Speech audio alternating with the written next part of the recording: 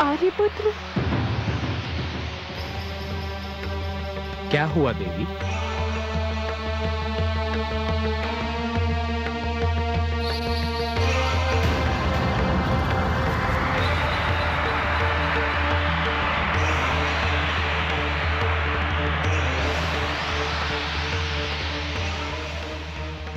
नहीं नहीं सुमित्रा नंदन, नहीं, बाण मत चलाना।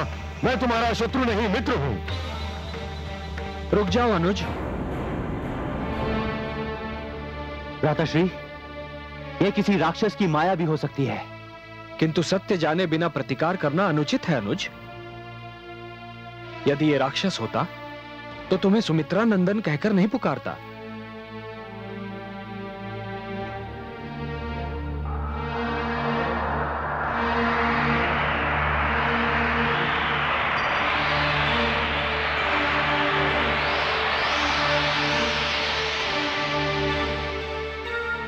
कौन है आप? आपका विशालकाय शरीर देखकर मेरी पत्नी जानकी तो अत्यंत भयभीत हो गई थी। मुझसे भयभीत होने की कोई आवश्यकता नहीं है। मैं आपके पिता श्री महाराज दशरथ का मित्र हूं।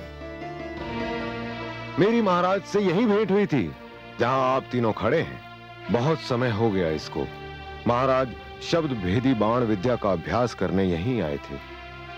7 दिन की तपस्या के लिए महाराज दशरथ इसी स्थान पर ध्यान मग्न बैठे थे।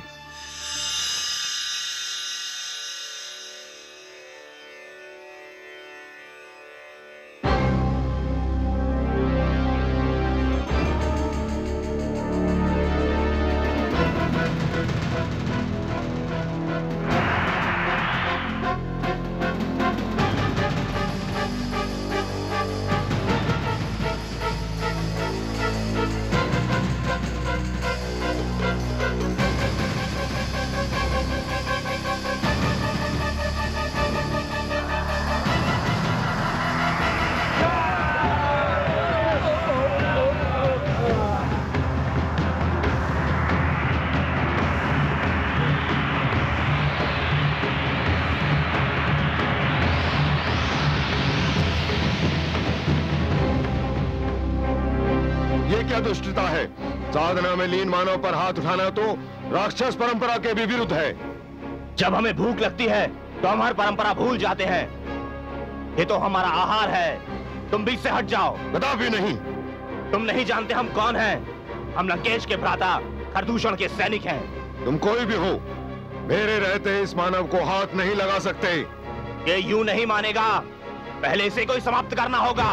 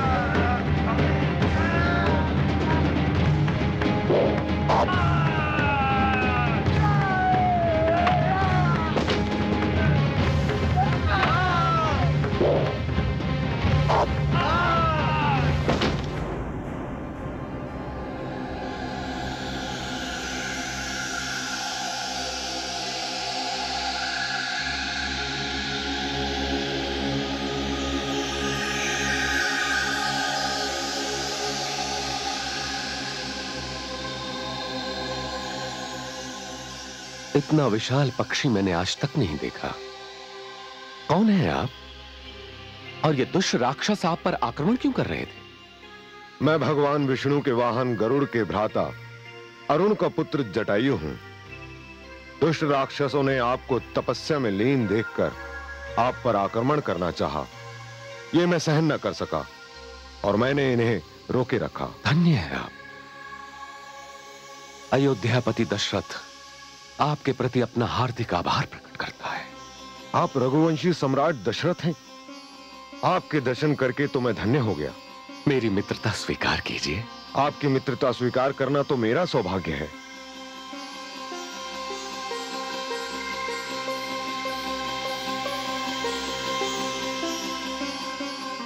अब ये मित्रता कभी नहीं टूटेगी। कभी नहीं, मेरे जीवन के अंतिम श्वास तक नहीं। मेरे मित्र कैसे हैं और कहां हैं? पिताश्री ने स्वर्ग में वास कर लिया है। मित्र, किंतु स्वर्ग में उन्हें बहुत देर अकेले नहीं रहना पड़ेगा। मैं भी बूढ़ा हो चुका हूं। शीघ्र ही अपने मित्र से जा मिलूंगा। आप सब कहां जा रहे हैं? हम सब पंचवटी की ओर जा रहे हैं। यहां से कितना दूर है? अधिक दूर नहीं, आइए मेरे साथ।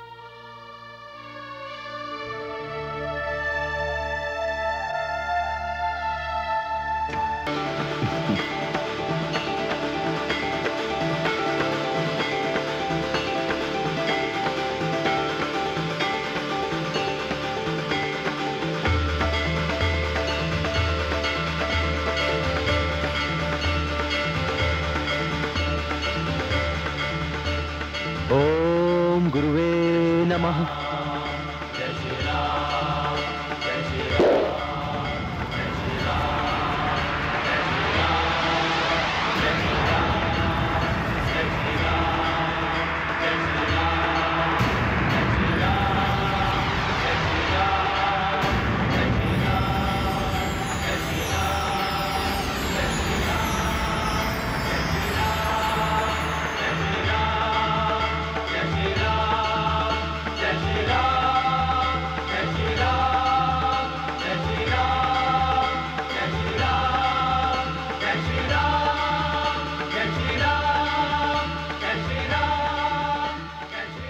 सुंदर, अति सुंदर। अनुज, भ्राताश्री, ये सब गुरु विश्वामित्र का आशीर्वाद है। आपकी आज्ञा का पालन हुआ। चलिए अपने निवास स्थान में प्रवेश कीजिए। आइए। नहीं अनुज, निवास स्थान में प्रथम प्रवेश तो नारी का ही होना चाहिए, क्योंकि नारी घर की शोभा ही नहीं, लक्ष्मी भी होती है। और लक्ष्मी केवल धन की देवी नहीं, सुख शांति की देवी भी है। आइए देवी।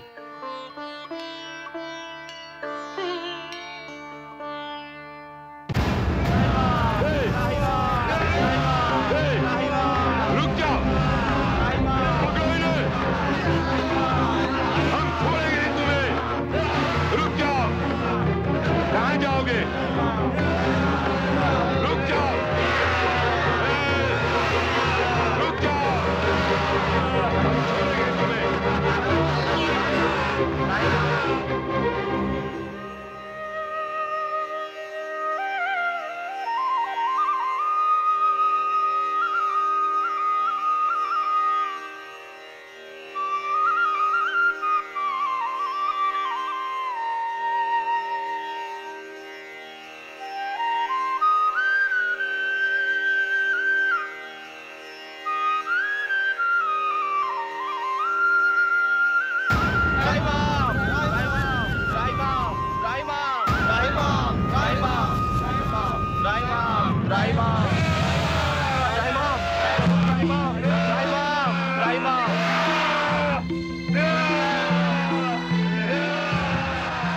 रुक जाओ दुष्टों, क्यों इन असहाय ऋषिगण को आतंकित कर रहे हो? ए मानव, तू नहीं जानता हम कौन है? हम रावण के भ्राता खर और दूषण के सेना नायक तिरश्रा है। इन ऋषियों को हमें दे दो। ये ऋषिगण मेरी शरण में आए हैं और मेरी शरण में आए हुए किसी व्यक्ति को कोई छू भी नहीं सकता। तुम सेना नायक त्रिशा को ललकार रहे हो तो ये लो।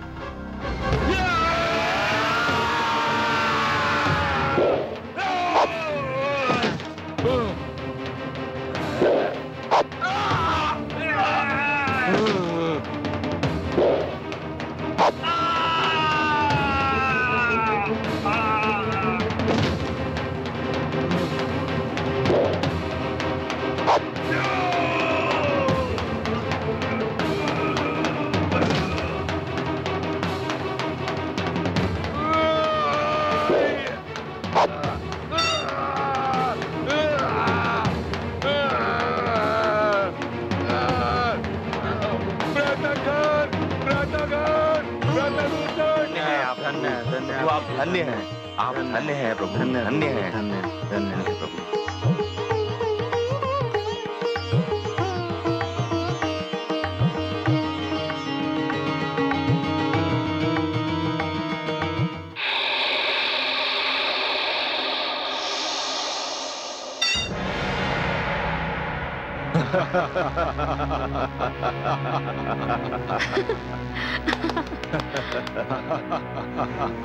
बहन शूर्पणखा। मुझे गर्व है कि मैं खर और दूषण जैसे वीर भाइयों की बहन हूँ, जिनका खड़क पाषाण के हृदय को भी चीर सकता है। प्रिय बहन शूर्पणखा, आओ आओ, स्वागत है तुम्हारा। मैं तो समझा था तुम तो हमें भूल गई, हम सौतेले भाई जो ठहरे। कदापि नहीं, मैं अपने सौतेले भाइयों से भी उतना ही प्यार करती हूँ जितना अपने सगे भ्राता लंकेश रावण से। मेरा तीसरा भ्राता त्रिशला कहाँ है? त्रिशला अभी वन में आखेट खेलने गया है, अभी आता ही होगा। बहन तुम भी इधर राजभवन में जाओ, हम अभी आते हैं।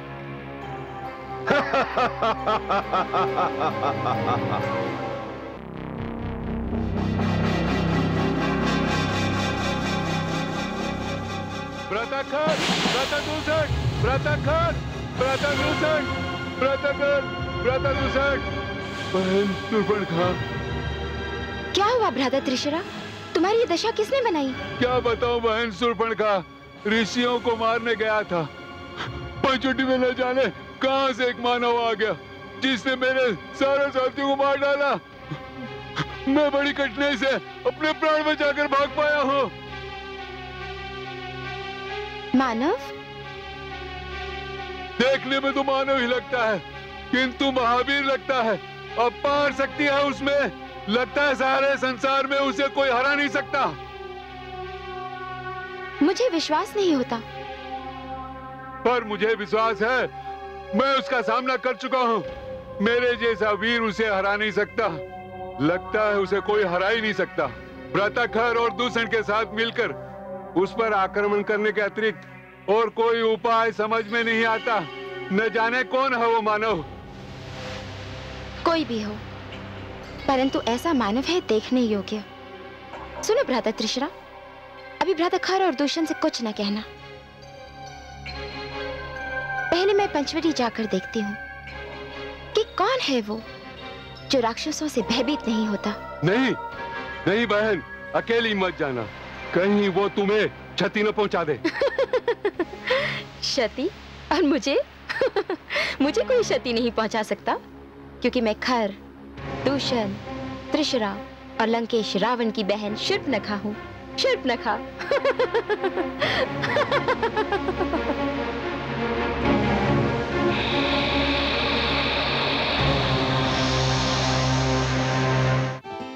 ओम सूर्याय नमः। ओम रवये नमः। ओम आदित्याय नमः।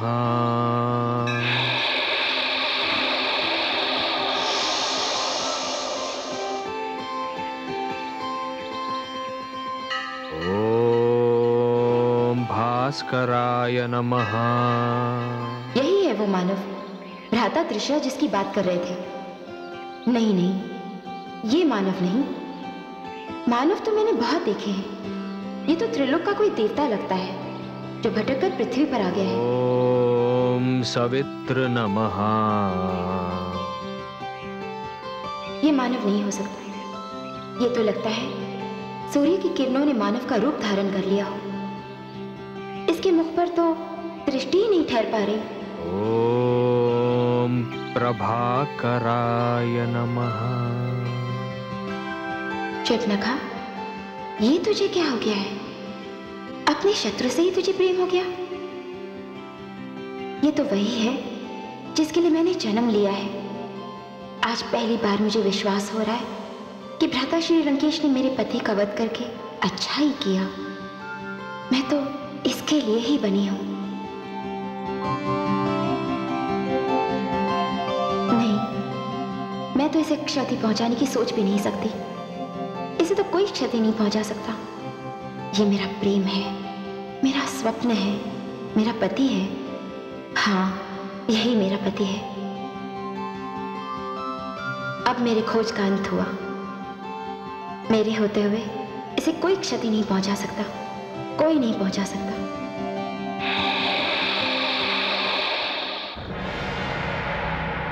यह जानते हुए भी कि वह मानव हमारे कई राक्षसों का वध कर चुका है, तुमने बहन शूर्पणखा को वहां अकेले जाने ही क्यों दिया? मैं क्या करता? उसी ने कहा था आपको न बताया जाए। वह स्वयं जाकर देखेगी। आप तो परिचित है उसके हट से। यदि उसे कोई क्षति पहुंची तो भ्राता रावण को हम मुंह दिखाने के योग्य ना रहेंगे।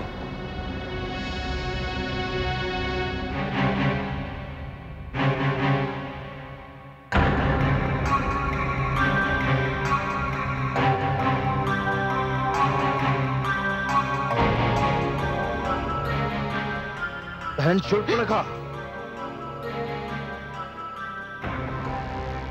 कहां खोई भी हो तुम? उस मानव ने तुम्हें किसी प्रकार की कोई क्षति तो नहीं पहुंचाई? क्षति? हाँ, पहुंचाई है। घायल कर दिया है उसने मुझे। घायल कर दिया? किसी प्रकार का कोई घाव नहीं दिख रहा और तुम कहती हो तुम्हें घायल कर दिया? दिखाई नहीं देगा। बहुत गहरा घाव है। मेरा हृदय घायल हो चुका है। क्या कह रही हो बहन? हमें कुछ समझ में नहीं आ रहा। तुम्हें घायल करने का उस मानव को हम कठोर दंड देंगे। नहीं, कदापि नहीं। उसे क्षति पहुंचाने का ध्यान अपने मन में भी न लाना। परंतु क्यों? क्योंकि उसने अपनी पौरुष और सुंदरता से मुझे घायल किया है। उसकी एक झलक ने मेरे जीवन का सूनापन दूर किया है। उसे देखते ही मैं उस पर मोहित हो गई।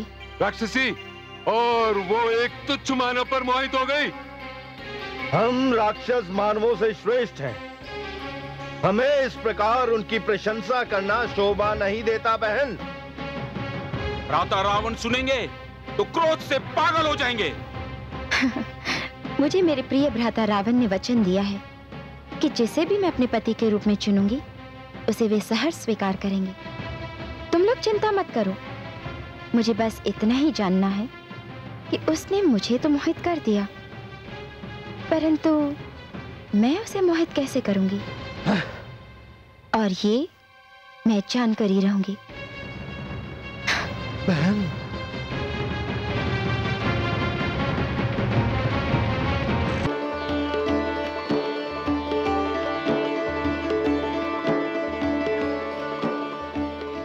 लक्ष्मण, लक्ष्मण,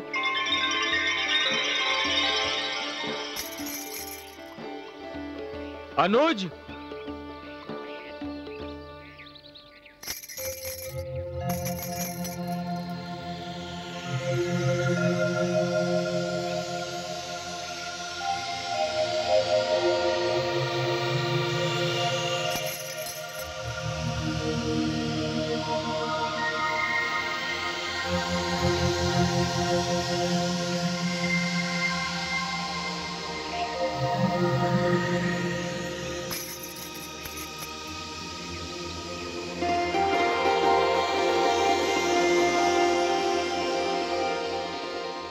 हे मानव, मैंने जीवन में तुम जैसा दूसरा मानव नहीं देखा।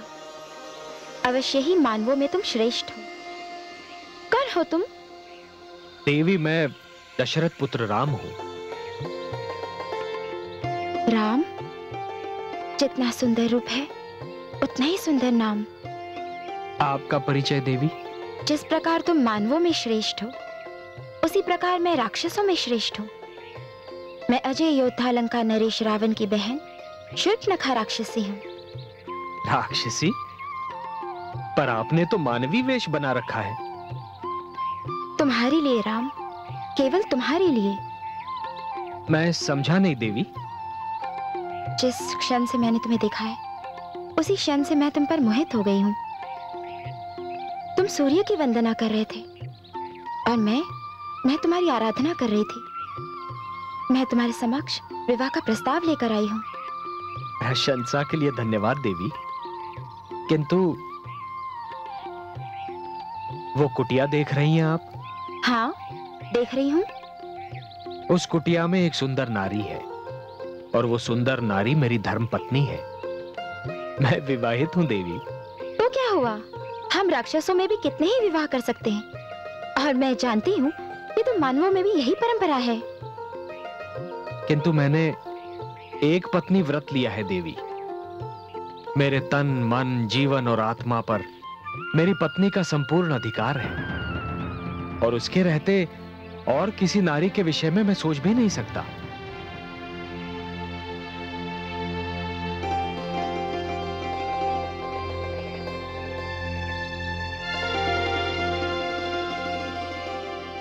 ये कौन है?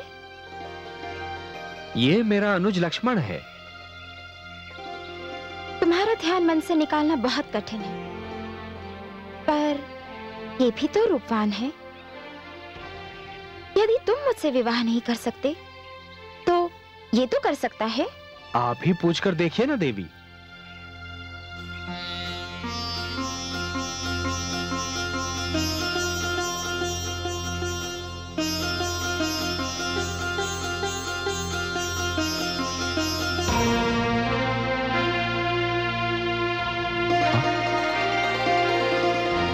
आप कौन है देवी? मैं राक्षसी शूर्पणखा हूँ।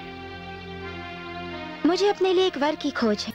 क्या तुम मेरे विवाह का प्रस्ताव स्वीकार करोगे? मुझे खेद है देवी कि मैं आपका यह प्रस्ताव स्वीकार करने में असमर्थ हूं। क्यों? क्या तुम भी अकेले नहीं हो? हूं भी और नहीं भी। अर्थात? नहीं इसलिए देवी कि मेरी एक धर्म पत्नी है, और हूं इसलिए कि इस समय वो मेरे साथ नहीं है। ये तो बहुत अच्छा हुआ। मैं तुम्हारे साथ रहूंगी, तुम्हारा अकेलेपन मिटाऊंगी। मुझे खेद है देवी, किंतु ये संभव नहीं है। क्यों? क्यों संभव नहीं है? वो इसलिए कि मैं यहां अपने भ्राताश्री का सेवक बनकर आया हूं, और एक सेवक को यह अधिकार नहीं है कि वो अपने अतिरिक्त एक और सेविका का बोझ अपने स्वामी के कंधों पर डाले। आर्यपुत्र,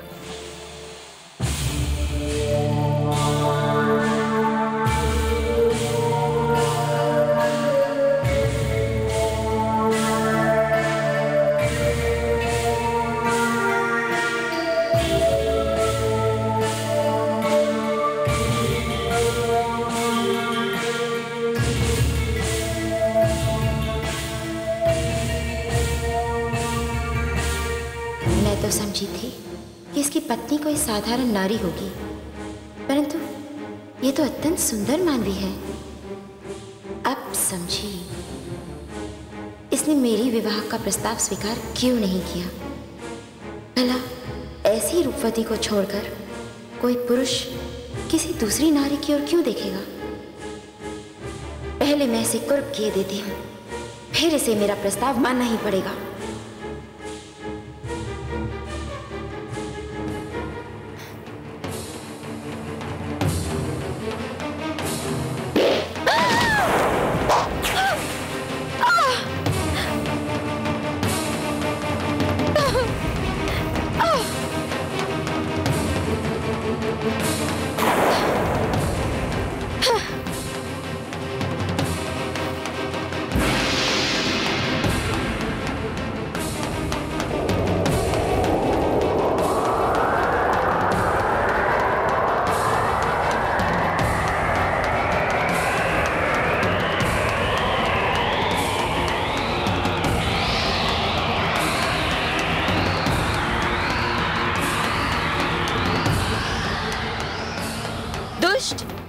ये क्या किया तूने? मेरी नाक काट दी, मुझे कुरूप बना दिया। ये देख,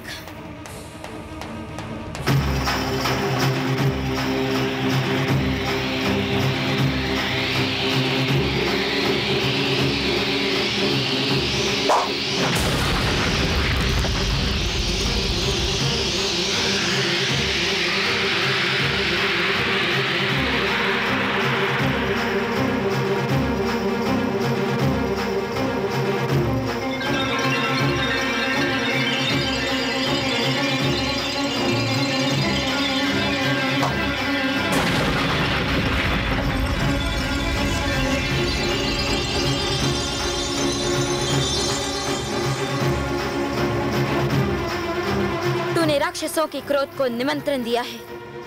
मैं अपने भ्राता खर, दूषण, त्रिशरा तीनों को लेकर आती हूँ। वे तुम दोनों का वध कर देंगे और राम को मेरा होना होगा, मेरा होना होगा।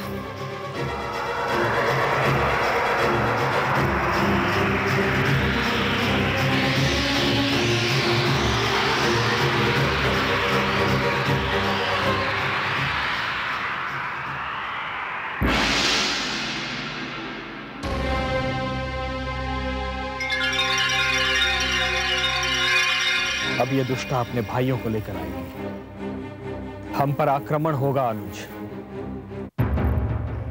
लक्ष्मण, तुम सीता को लेकर किसी कंदरा में छुप जाओ। मैं नहीं चाहता कि जनक नंदिनी रक्तपात देखे। भ्राताश्री, आप भाभीश्री को अपने साथ ले जाइए। इन राक्षसों को तो मैं देख लूंगा। नहीं अनुज, ये मेरी मर्यादा के विरुद्ध है। तुम जाओ। किंतु भ्राताश्री, ये मेरा आदेश है अनुज। जो आज्ञा भ्राताश्री।